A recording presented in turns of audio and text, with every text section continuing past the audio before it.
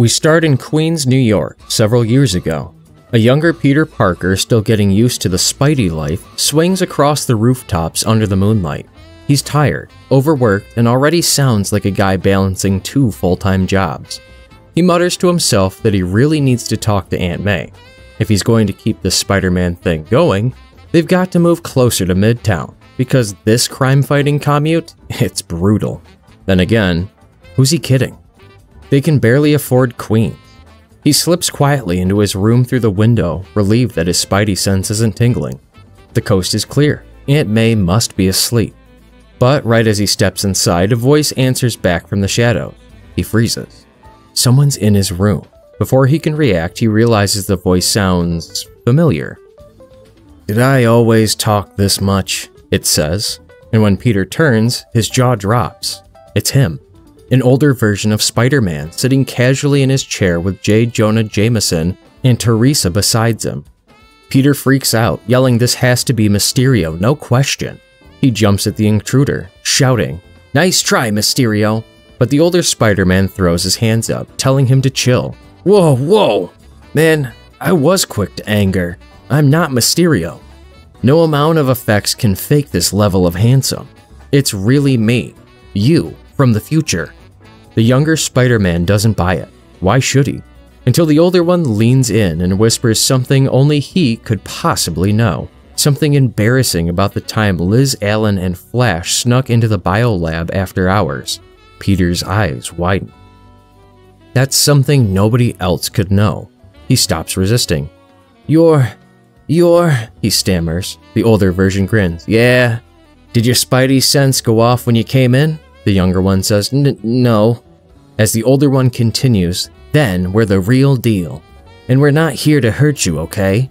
Peter looks around the room again and then spots something even stranger. J. Jonah Jameson, standing there. In his bedroom. Looking grumpy as ever, Peter yells, But that's J. Jonah Jameson." Jonah then mutters, "That's Mr. Jameson to you." The younger points at him, saying, "He hates me. Us. Why is he—" The older Spider-Man puts his arm around Jonah's shoulder, telling the kid it's fine. In the future, Jonah's the first recipient of the personality transplant. Jonah grumbles. "Still not sure why we're here."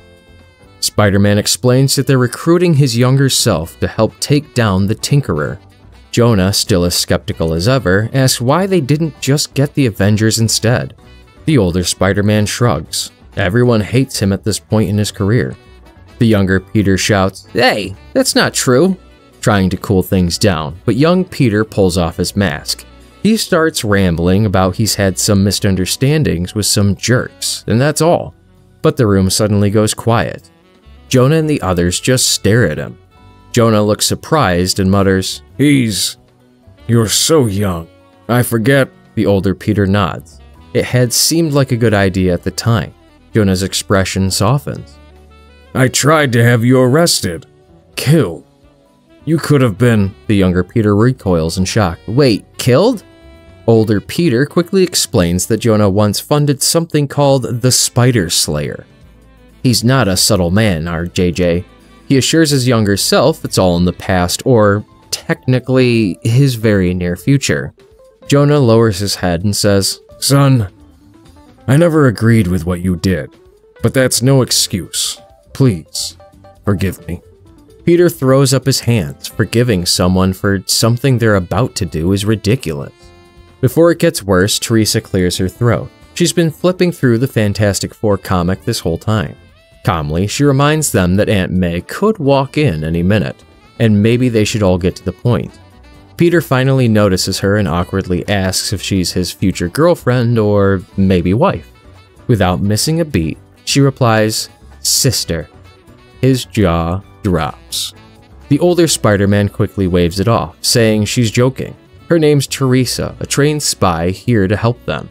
He reminds the kid about the Tinkerer.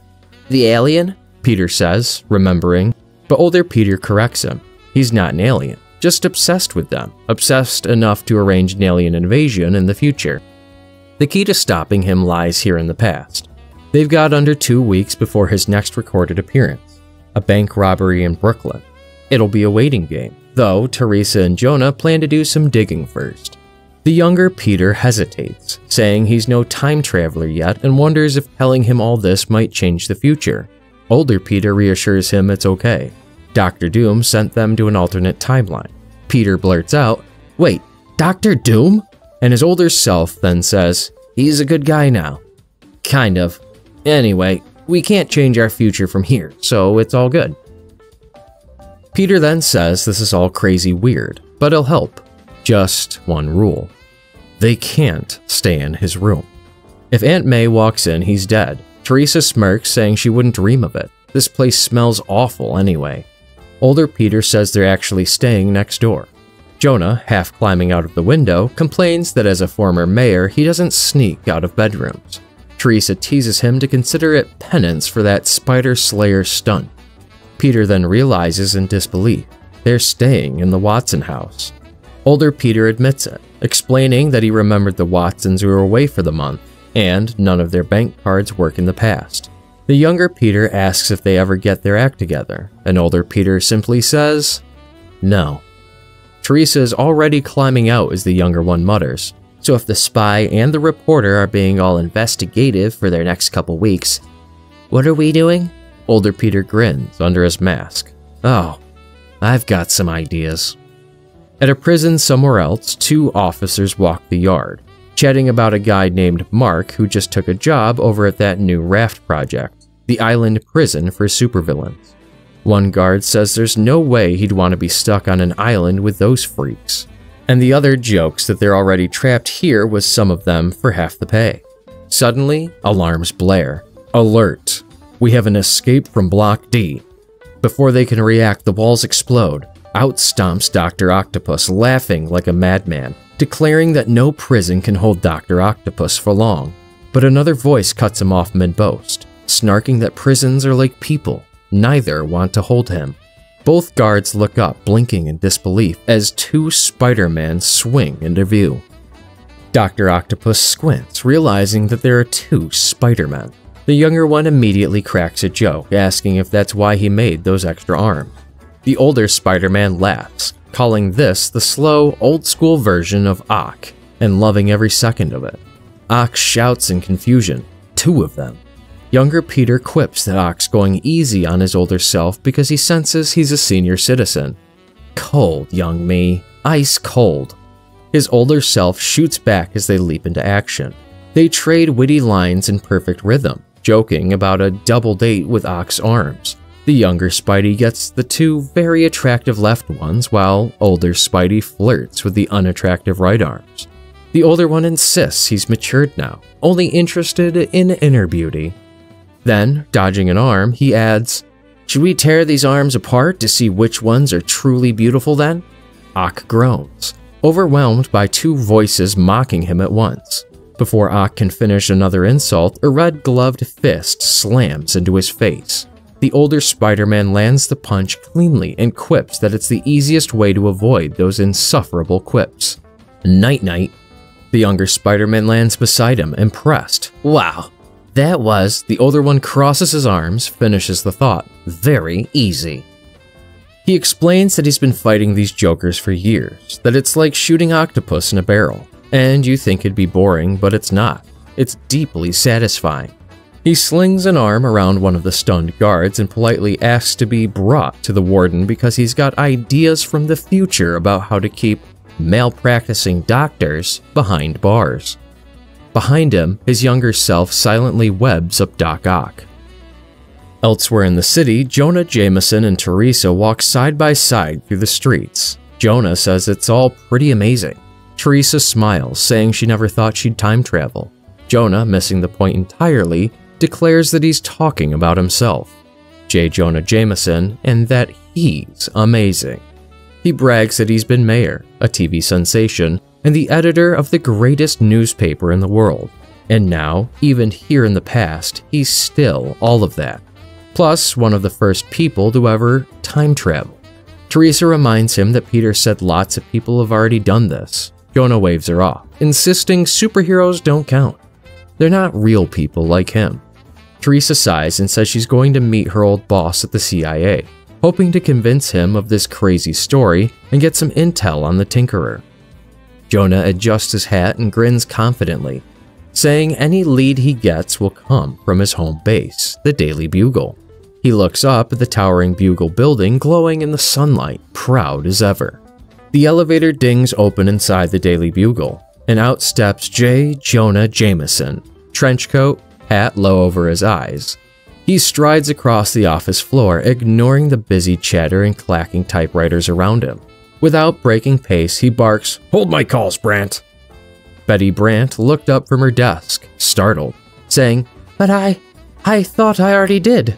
Jameson doesn't even slow down, pushing open the door to his office. Inside, the younger J. Jonah Jameson, his past self, says, "Damn it, Brandt. I told you. I want to be left alone." He freezes mid-sentence, seeing the man in the doorway. The younger Jameson's jaw drops. He stands up from the desk, eyes wide, unable to process what he's seeing. The older Jonah takes off his hat and raises a hand calmly. "Before you call security, just let me explain." The younger one stammers, You? The older man nods and says with quiet certainty, "I'm you, from the future." There's a long pause, and then he adds, "I know it sounds crazy, but..." The younger Jonah cuts him off, saying, "Pal, I've seen crazy. This is just par for the course these days." That earns a small chuckle from the older version. "Yeah," he admits. "I remember this being a pretty wild few months." "Yeah," the younger one agrees. "But it's been..." The both suddenly point at each other in perfect sync, grinning, shouting, "Great for circulation!" The two laugh, their voices overlapping in the most Jameson way possible. Younger Jonah sinks back into his chair, shaking his head. "You are me." The older one smiles. "Yeah, and I'm here because I need your help. But I also need to tell you something." The mood shifts as the older Jameson's expression softens. His voice grows quieter, almost trembling. "You're going to meet someone wonderful. Her name is Marla Madison. It'll be instant. You'll love her right away from the start. And there'll be no turning back." The younger Jonah sits forward, listening intently. The older one continues, his tone heavy with guilt. "But your vendetta with Spider-Man. You need to turn back from that. It'll kill her. It'll hurt too many people. But you only meet Marla because of the Spider Slayer. I don't know.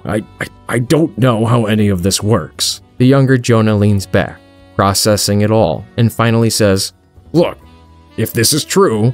Then as realization strikes, he suddenly leaps up, slapping his older self on the shoulder and shouting, "This is the story of the century. Time travel. You and me on the front of tomorrow's Bugle. It'll sell millions." The older Jonah groaned. Damn it, Jonah. That's a great idea, but I'm here to save the future. I can't let myself be distracted. I need your help." Jonah explains that he's in the past for one reason, to find a man named Phineas Mason. Back in his timeline, Mason's just a small-time crook, but in the future, he becomes something far more dangerous. With the records online too fragmented to trace him, Jonah plans to use the Bugle's archives to track him down. He tells his younger self that all he needs is an hour, just to stay put in the office while he works out in the newsroom and asks if the password is still the same. The younger Jonah, still processing everything, mutters that his password hasn't changed, confirming it's the same sentimental one about his son being an astronaut. He says he was supposed to attend an executives club meeting, but that can wait. The older Jonah nods, saying it's perfect, and starts heading toward the door. Then he pauses. There's one more thing his younger self needs to hear. He turns and says that Spider-Man, the kid he's been tormenting for years, is actually his own freelance photographer, Peter Parker. Just a kid who lost his uncle and is trying to figure out the world. Jonah tells him to go easier on the boy, to trust him on this. And with that, he leaves quietly. The younger Jameson just sits there at his desk, completely stunned, staring ahead in silence as everything he's just heard sinks in. Don't forget to like this video and subscribe to this channel.